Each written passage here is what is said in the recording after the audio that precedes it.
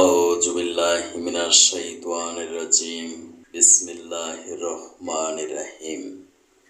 অনরবল ইসলাম প্রিয় তৌহিদি ভাই ও বোনেরা, আসসালামু আলাইকুম। বিশ্বের যে প্রান্ত থেকে আমার বাংলা কোরআন পাঠ অনুষ্ঠানটি দেখছেন, ডিজিটাল বায়োকেমিক মেডিকেল কলেজ হসপিটালের পক্ষ থেকে ডক্টরস টক টিভি 100K চ্যানেলের সকল দর্শক শ্রোতাদেরকে জানাচ্ছি আন্তরিক শুভেচ্ছা ও অভিনন্দন। আজ আমি পাঠ করব সূরা আল আহকাফ আয়াত 11 থেকে 20 পর্যন্ত। আয়াত 11। যারা অস্বীকার করেছে তারা ঈমানদারদের সম্পর্কে বলে, যদি ঈমান আনার মাঝে সত্যি কোনো কল্যাণ থাকত তাহলে কতিপয় সাধারণ মানুষ আমাদের আগে তার দিকে এগিয়ে যেত না, যেহেতু এরা নিজেরা কখনো পথের কোনো দিশা পায়নি। তাই শীঘ্রই তারা বলতে শুরু করবে, এ তো হচ্ছে একটি পুরানো ও মিথ্যা অপবাদ। আয়াত 12।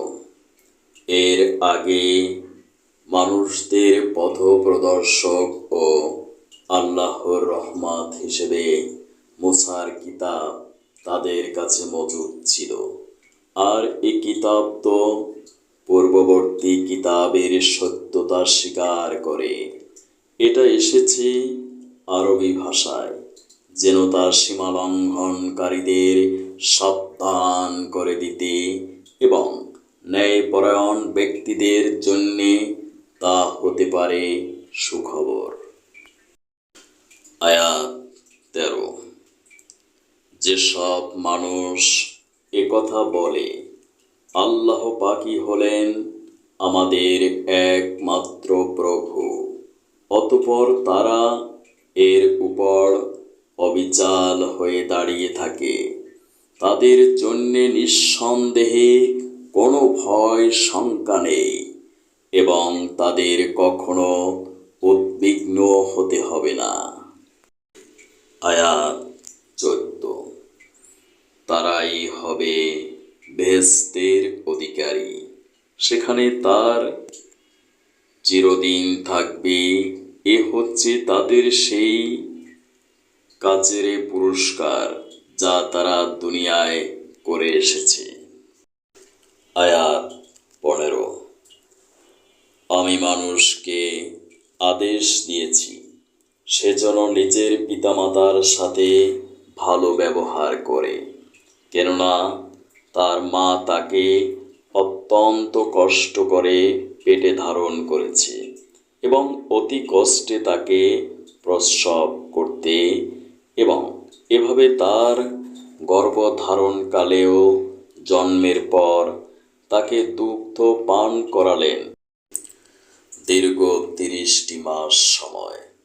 অতঃপর সে তার পূর্ণ শক্তি অর্জন এর বয়স পর্যন্ত পৌঁছায় এবং একদিন সে 40 বছরে এসে উপনীত হয়। তখন সে বলে, হে আমার প্রভু, আবার আপনি আমাকে সামর্থ্য দাও।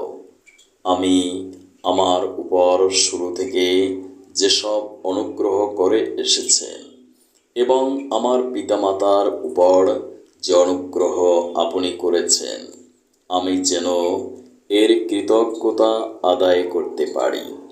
সর্বোপরি আমি যেন এমন সব ভালো কাজ করতে পারি যার ফলে আপনি আমার উপর সন্তুষ্ট হবেন।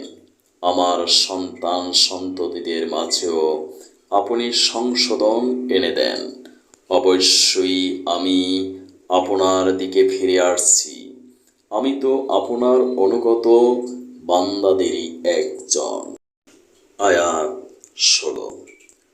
মূলত এরাই হচ্ছে সেসব মানুষ যারা দুনিয়ায় যেসব ভালো কাজ করে তা আমি যথাযথভাবে গ্রহণ করি, আর তাদের মন্দ কাজগুলো আমি উপেক্ষা করি।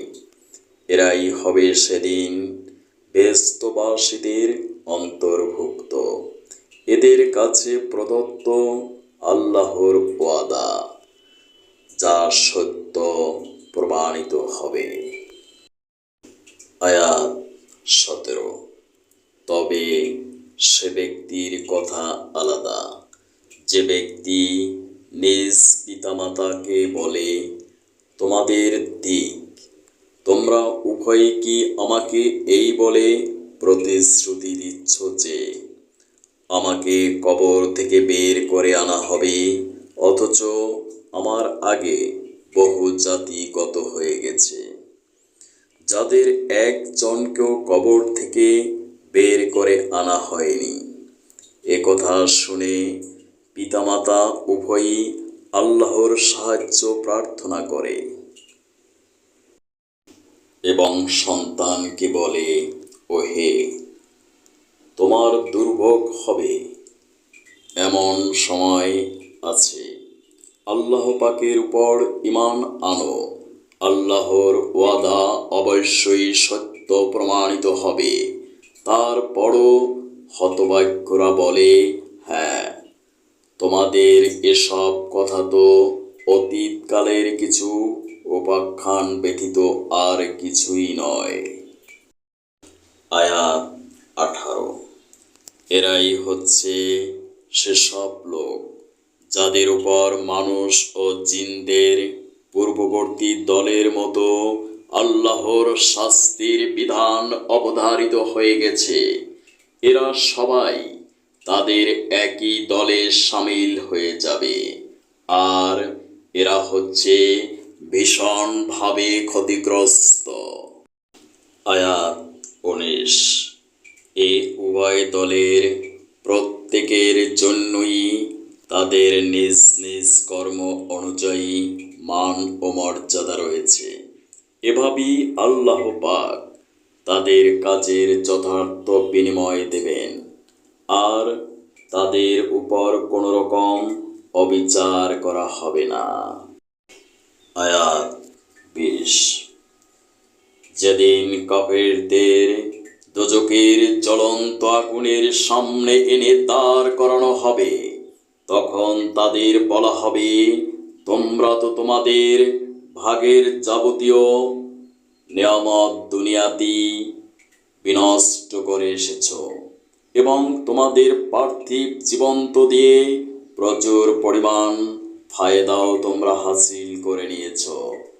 আজ তোমাদের দেওয়া হবে এক চরম অপমানকর শাস্তি, আর তা হচ্ছে আল্লাহর জমিনে অন্যায়ভাবে ঔদ্ধত্য প্রকাশ এবং আল্লাহর সাথে তোমাদের বিদ্রোহমূলক কাজের শাস্তি।